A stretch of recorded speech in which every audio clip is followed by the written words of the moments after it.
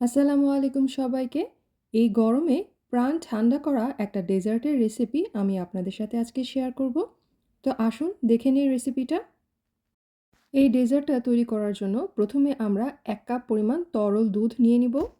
এটা যেকোনো রকমের তরল দুধ হতে পারে, প্যাকেটের তরল দুধ অথবা পাউডার দুধ গুলেও আপনারা এখানে ব্যবহার করতে পারেন। সঙ্গে দিয়ে দিব ২ টেবিল চামচ পরিমাণ ভ্যানিলা কাস্টার্ড পাউডার। এখানে কাস্টার্ড পাউডারের পরিবর্তে আপনারা কর্নফ্লাওয়ারও ব্যবহার করতে পারেন। তবে অবশ্যই সঙ্গে ভ্যানিলা এসেন্স ব্যবহার করতে হবে। এরপর এর মধ্যে আমি দিয়ে দিব ২ টেবিল চামচ পরিমাণ চিনি। এবার সব উপকরণগুলোকে নেড়েচেড়ে ভালো করে মিলিয়ে নিতে হবে। আর সবকিছু ভালো করে মিলে গেলে আমরা চুলাটাকে চালু করে দিব আর নেড়েচেড়ে এটাকে রান্না করে নিব। অবশ্যই কন্টিনিউয়াসলি এটাকে নেড়েচেড়ে রান্না করতে হবে, নয়তোবা কর্নফ্লাওয়ার বা কাস্টার্ড পাউডার যেটাই আমরা ব্যবহার করি সেটা নিচে লেগে যাবে। তারপর যখন এই মিশ্রণটা ফুটে উঠবে তখন এটাকে আমরা চুলো থেকে নামিয়ে নিব আর অন্য একটি পাত্রে এটাকে ট্রান্সফার করে নিব আর ঠান্ডা হওয়ার জন্য রেখে দিব। ঠান্ডা হওয়ার সময় উপরে আমরা একটা প্লাস্টিক র্যাপ ব্যবহার করব। এতে করে ঠান্ডা হওয়ার পরে এর উপরে যে আবরণটা পড়ে সেটা পড়বে না। আর ঠান্ডা হওয়ার জন্য এটাকে নর্মাল টেম্পারেচারে কিছুক্ষণ রেখে তারপর ফ্রিজে রেখে ঠান্ডা করে নিতে হবে। এবার আমাদের লাগবে আধা কাপ পরিমাণ টক দই বা প্লেন ইয়োগার্ট। দইটাকে এখন একটা ছাঁকনির মধ্যে রেখে পানিটা ঝরিয়ে নিতে হবে। এর জন্য আমি একটা ছাঁকনির উপরে পাতলা সুতির কাপড় দিয়ে নিয়েছি এবং এর মধ্যে দইটা দিয়ে পানিটা আধা ঘন্টা থেকে ১ ঘন্টা এভাবে রেখে দিলেই সুন্দর মতো পানিটা ঝরে যাবে। তবে অবশ্যই ফ্রিজে এই দইটাকে রেখে পানিটা ঝরিয়ে নিতে হবে, নয়তোবা গরমে দইটা নষ্ট হয়ে যেতে পারে। প্রায় ৩ ঘন্টা পরে আমি কাস্টার্ডটাকে ফ্রিজ থেকে বের করে নিয়েছি। এটা সুন্দর মতো ঠান্ডা হয়ে গেছে এবং জমে গেছে। আর এই সময়ের মধ্যে দই থেকেও সুন্দর মতো পানিগুলো বের হয়ে গেছে। আপনারা চেষ্টা করবেন এখানে ফুল ক্রিম দুধের দইটা ব্যবহার করতে, তাহলে ডেজার্টটা বেশি মজা হবে। এখন এই দইটাকে ঠান্ডা যে আমরা কাস্টার্ডটা তৈরি করেছিলাম তার মধ্যে আমরা দিয়ে দিব।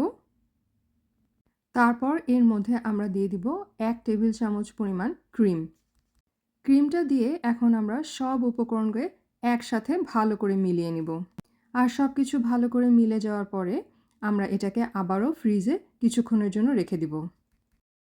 এখন আমরা পছন্দ মতো আম নিয়ে সেটাকে কেটে ছোট ছোট টুকরো করে নিব।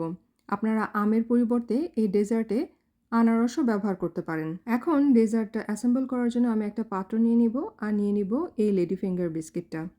এই লেডি ফিঙ্গার বিস্কিটটা অনেকটাই পাউন্ড কেকের মতো সফট হয়ে থাকে।